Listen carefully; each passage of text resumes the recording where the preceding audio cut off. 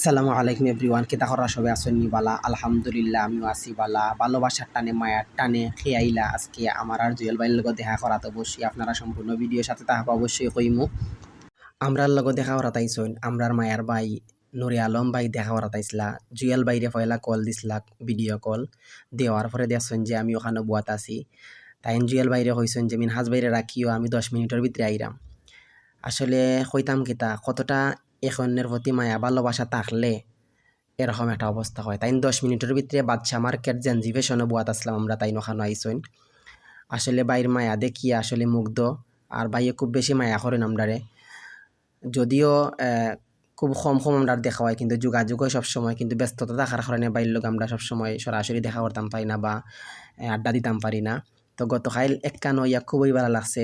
আর এরপরে ভাবলাম চা খাই আমরা, গফ করে আড্ডা দিই।